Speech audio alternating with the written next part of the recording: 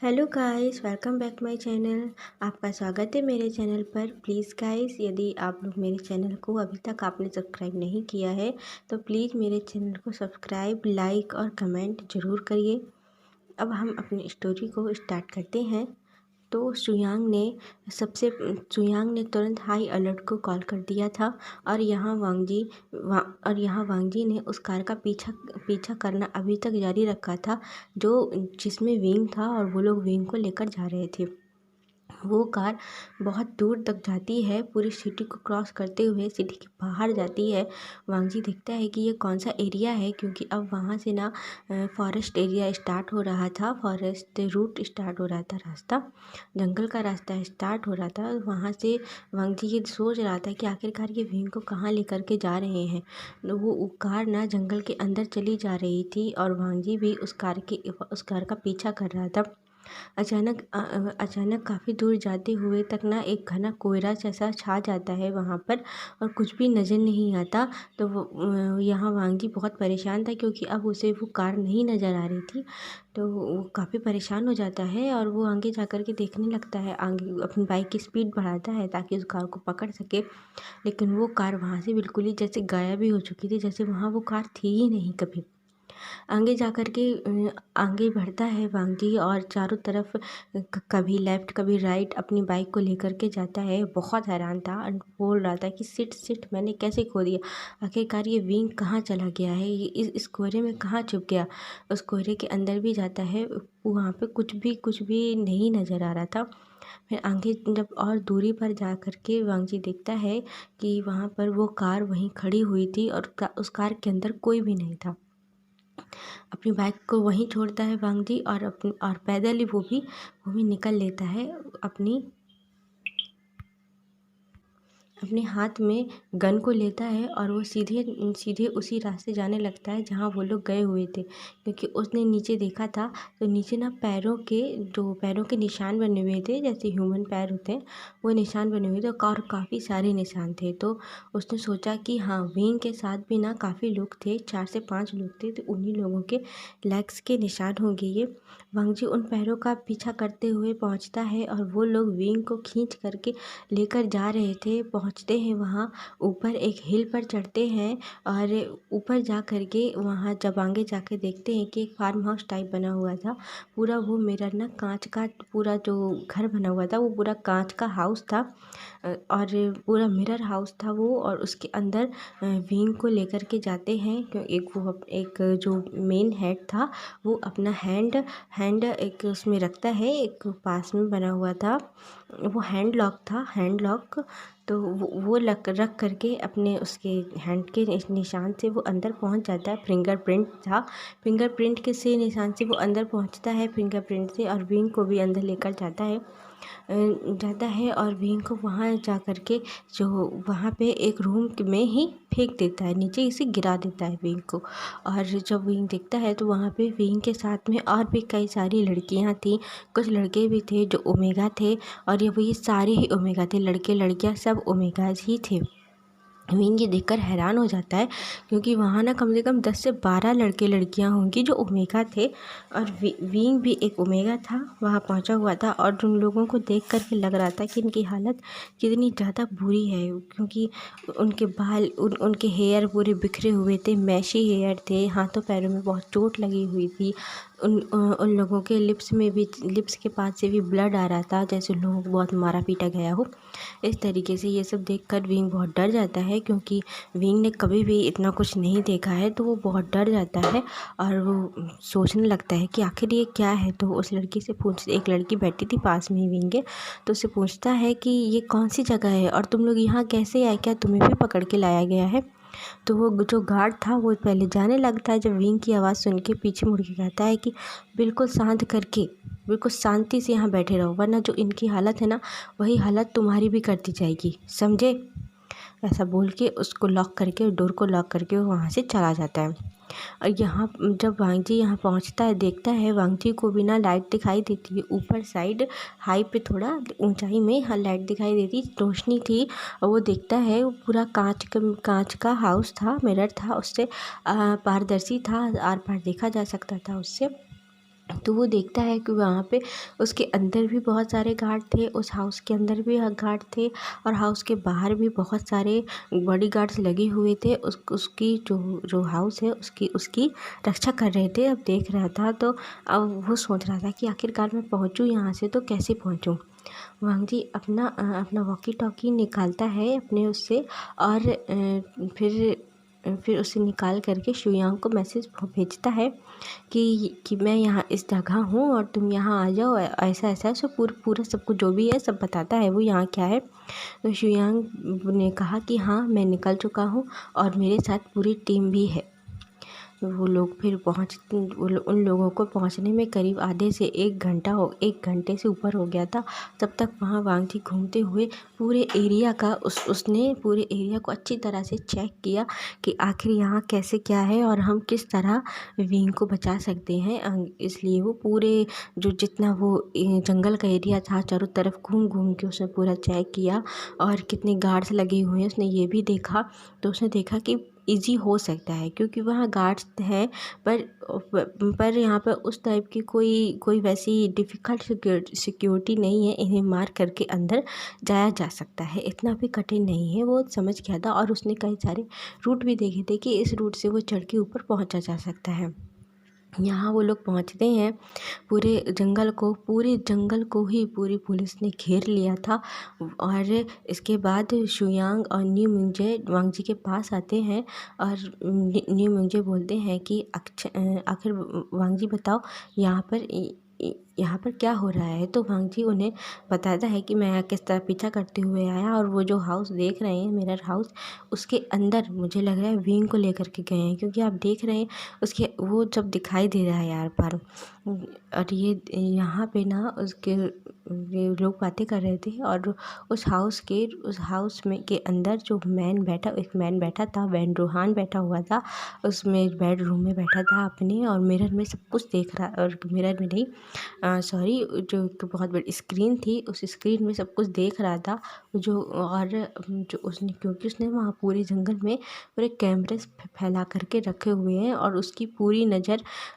नज़र पूरे जंगल में रहती है, जंगल के हर एक एरिया में रहती है।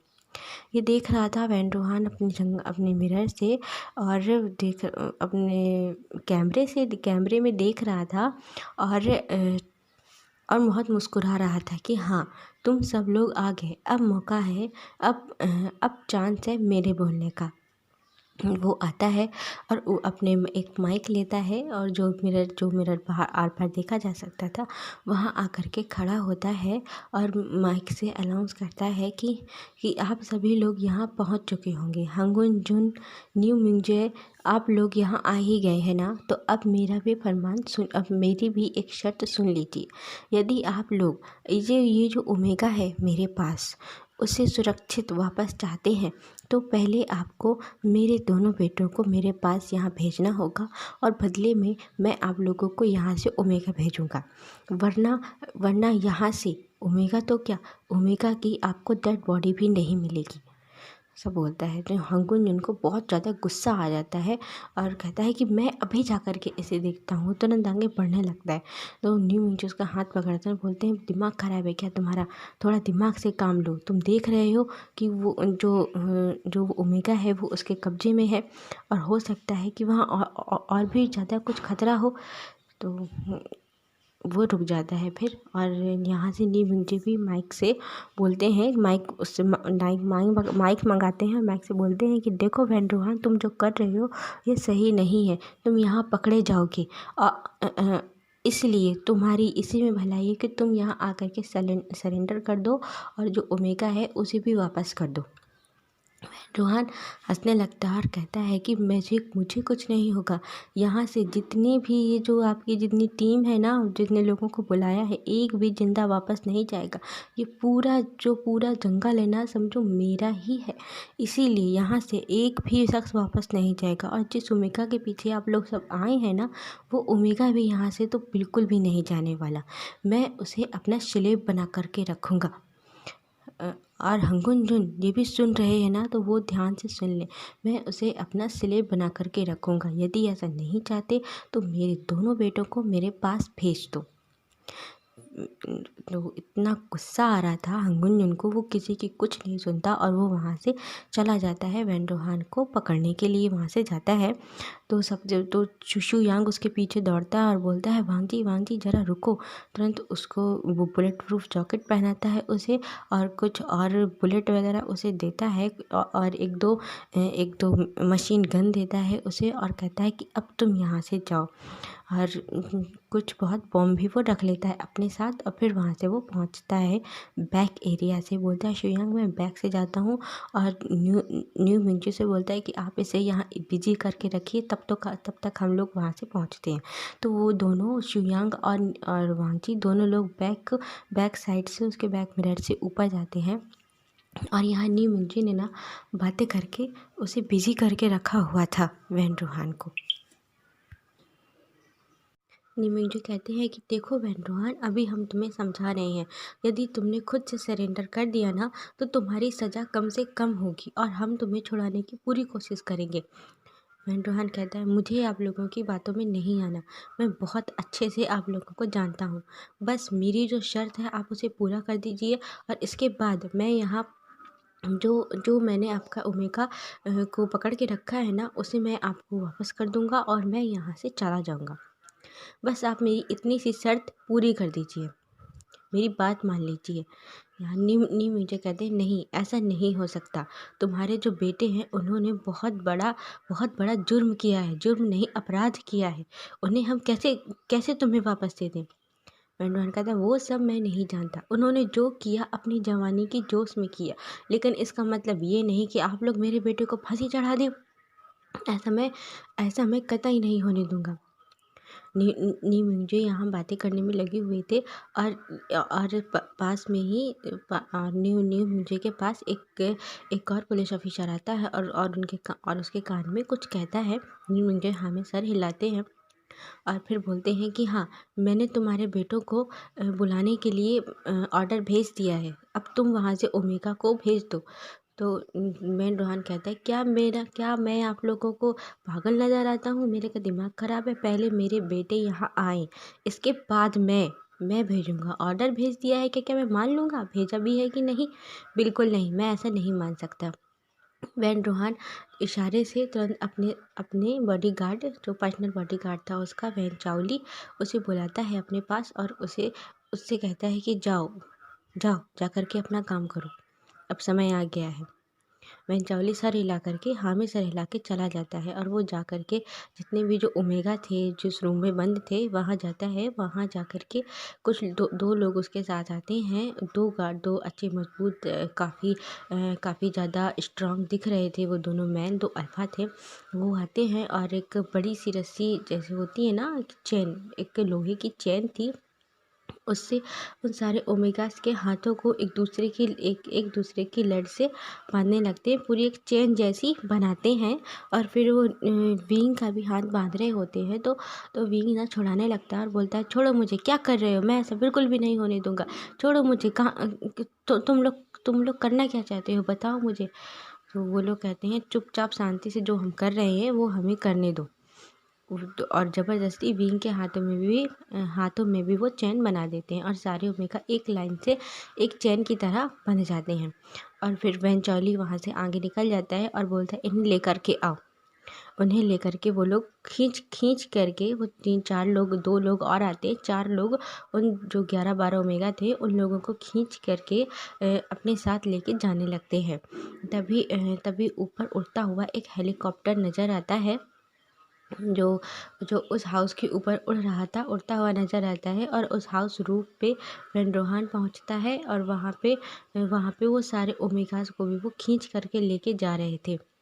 ये देख करके नी मुझे समझ जाता है कि वैन रोहान यहाँ से भागने की कोशिश कर रहा है, उसे कोई अपने बेटे नहीं चाहिए, वो बस ये सारा एक एक्सक्यूज़ था उसका, वो भागने की कोशिश कर रहा है।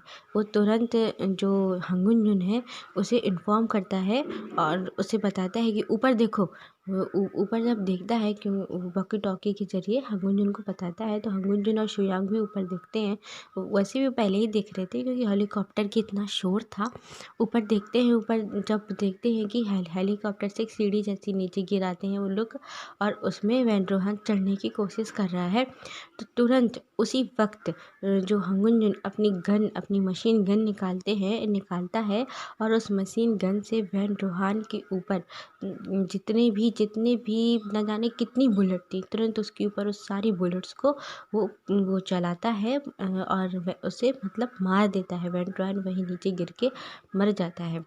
और यहाँ शुयांग भी अपनी मशीन गन से तब तक वो लोग ऊपर आ चुके थे। जो और एक उसमें गन होती है ना, जो वो ब्लास्ट भी करती है साथ में, वो उसमें लगाता है और चिल्ला करके बोलता हूँ सारे ओमेगा से कि तुम सब यहाँ से पीछे हट जाओ। अब वो लोग जा भी नहीं पा रहे थे, तो वेन चावली भी अपनी तुरंत गन निकालता है और वो फायरिंग करने लगता है। यहाँ से तब तक नीचे जितनी भी टीम थी उनकी पूरी टीम फायरिंग करती है, और जो हेलीकॉप्टर था वो वहाँ से जा चुका था, और उन लोगों, क्योंकि जो हेलीकॉप्टर का पायलट था वो समझ गया कि यहाँ खतरा है, वो पहले ही भाग गया उन लोगों को छोड़ करके। और यहाँ वैन चावली और ये सभी लोग एक फाइट होती है। बहुत बड़ी फाइट होती है। इसमें काफ़ी लोग मारे जाते हैं, कुछ लोग पुलिस की टीम के भी मारे जाते हैं, पुलिस ऑफिसर मारे जाते हैं, और वो लोग तो सभी लोग जितने भी उसके गार्ड्स थे, बॉडी गार्ड थे वैन रोहन के, सबके सब ख़त्म कर दिए थे वहाँ पे। और फिर जो ओमेगा थे उनके पास पहुँचता है हंगुंजन, काफ़ी घायल हो गया था वो भी, क्योंकि एक दो चोटी वोटी उसे भी थोड़ी बहुत लगी थी। यहाँ पे शुयांग, नी मिंगजे और हंगुंजन वांगजी वो लोग सब तीनों पहुँचते हैं, चारों पहुँचते हैं उसके विंग के पास में। तो विंग उन्हें उन्हें बताता है कि मैं बिल्कुल ठीक हूँ। पर वांगजी विंग को देखते ही उसे दौड़ के जाता है और उसे हक कर लेता है और कहता है, विंग तुम ठीक हो ना? तो हाँ मैं ठीक हूँ गगा, मैं ठीक हूँ। आप इन्हें देखिए। उन ओमेगास को जब वो लोग देखते हैं तो ये लोग कौन है?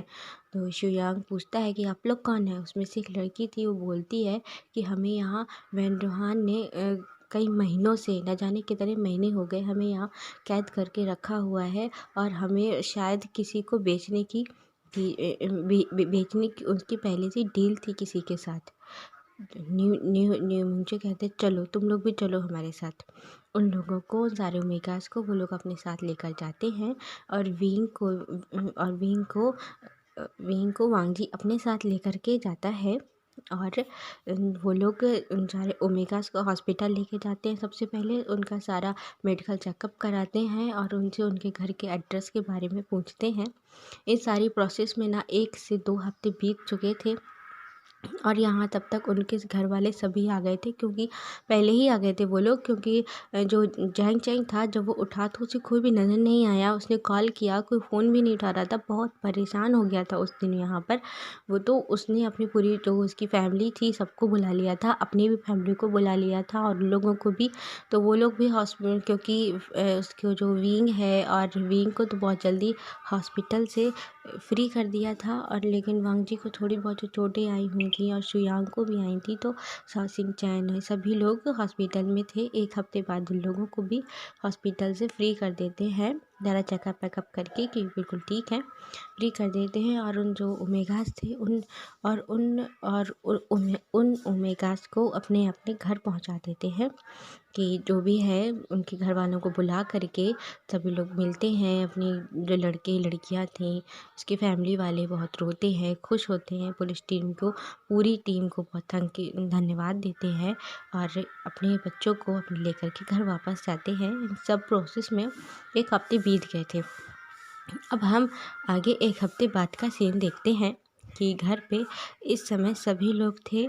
विंग के पेरेंट्स और यानली विंग के पेरेंट्स और जैंग चैंग के पेरेंट्स, सभी बैठ कर के मॉर्निंग का टी ब्रेकफास्ट एंजॉय कर रहे थे, पी रहे थे। वहीं बैठ कर तो मैडम यू थी, वो बोलती हैं कि अब लैनी से कहती हैं कि अब बहुत टाइम हो चुका है, अब हमें अपने घर जाना चाहिए। हम यहाँ 1 हफ्ते से रह रहे हैं और मैं सोच रही हूँ कि इस बार मैं अपने दोनों बेटों को भी अपने साथ ले जाऊँ, घर बहुत खाली लगता है। तो जैंग जैंग तुरंत वेन्डिंग को देखता है, वेन्डिंग की साइड उसका बिल्कुल भी मन नहीं था वेन्डिंग को छोड़ के जाने का। और यहाँ विंग विंग को ना वांगजी देखता है कि वांगजी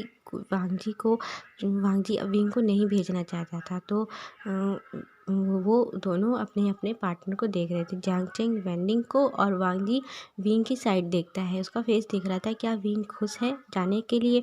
यदि खुश होगा तो वो उसे नहीं रोकेगा।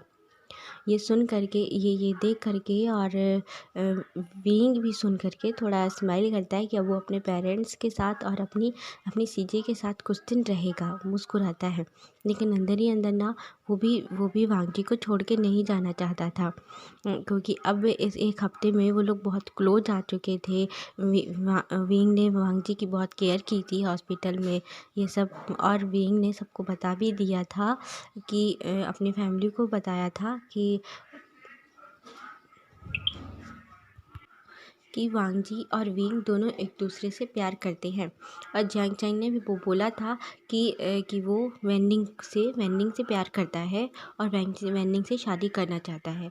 तो मैडम यू का ये कहना था कि हम अभी तुम्हारी इतनी जल्दी तुम लोगों की शादी नहीं कराएंगे, जब तक तुम दोनों अपनी स्टडी कंप्लीट नहीं कर लेते तब तक वेडिंग के बारे में हम बिल्कुल भी नहीं सोचेंगे, बिल्कुल भी नहीं कराएंगे तुम लोगों की शादी।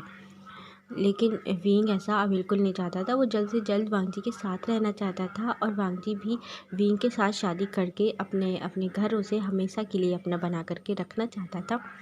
लेकिन वांगजी भी जानता है कि विंग की पहले स्टडी इम्पॉर्टेंट है और वेडिंग बाद में, इसलिए उसने कुछ नहीं कहा। अब यहाँ पर सभी लोग बैठे थे, हम प्रेजेंट में आते हैं। तो लैनी ने इनकी मैडम यू की बात सुनी तो बोलती है कि अभी नहीं, इतनी जल्दी मत जाओ, अभी तुम लोग 1 हफ्ते और रुको, कितना अच्छा लग रहा है, पूरी फैमिली एक साथ है। मुझे तो लग ही नहीं रहा कि तुम लोग अलग हो, अब तो तुम लोग हमारे परिवार का हिस्सा ही बनने वाले हो। हम सब एक फैमिली हो जाएंगे ना। यू तुम इतनी जल्दी क्यों जाने के लिए बोल रही हो। तो जो वो हैं जैंग फैमियान कहते हैं कि हमारे यहाँ जो वो वहाँ पर बिजनेस है वो मुझे ही देखना है और हम सभी लोग यहीं हैं, यानली भी यहीं है। यदि यानली वहाँ होती तो कोई टेंशन नहीं होती। तो विंग कहता है एक काम करिए, मॉम डैड आप दोनों चले जाइए, सीजे को पर यहीं छोड़ दीजिए। डैड आप जा कर के अपना बिजनेस देखिएगा और मॉम आप तो डैड के बिना रहेंगी नहीं, इसलिए मैं कह रहा हूँ कि आप दोनों चले जाइए और सीजे को यहीं हमारे पास ही छोड़ दीजिए। कुछ समय के लिए सीजे हमारे साथ रहेंगी। क्यों, ठीक कहा ना मैंने। याली मुस्कुराती है और कहती है हाँ, यदि ऐसा है तो ठीक है मॉम, आप लोग जा सकते हैं। मैं यहाँ चैंग और विंग के साथ कुछ दिन रह लूँगी, कुछ दिन घूम लूँगी और मुझे भी ये सिटी देखनी है कैसी है। तो यूँ कहती है क्या तुम्हारा जाने का मन नहीं है। याली कहती है मन तो है, पर मैं अब कुछ दिन अपने भाइयों के साथ भी रहना चाहती हूँ मॉम। कितना समय हो गया है, मैं अपने ब्रदर्स से दूर रही हूँ। तो जो चिरैन है वो कहते हैं कि फहमियान बिजनेस तो होता ही रहता है, वहाँ पर तुम्हारे और भी तो लोग हैं ना, कुछ तो होंगे जिनके ऊपर तो भरोसा करते हो। तो कुछ दिन और रुक जाओ, सिर्फ 1 हफ्ते की तो बात है। और रहा बिजनेस का सवाल, बिजनेस तो तुम यहाँ से भी कर सकते हो, यहाँ से नहीं कर सकते क्या। तो फहमियान कहते हैं अच्छा ठीक है, वो देखते हैं कि सब लोग कितना रोक रहे हैं और यालिनी का भी मन नहीं है, विंग और चैंग भी नहीं अभी जाना चाहते। तो बोलता है कि हाँ ठीक है, ओके, हम लोग 1 हफ्ते यहाँ भी और रहेंगे। ये सुन करके सभी लोग खुश हो जाते हैं, मुस्कुराने लगते हैं। और आज के लिए बस इतना ही। बाय गाइस, नेक्स्ट पार्ट अब हम कल देखेंगे।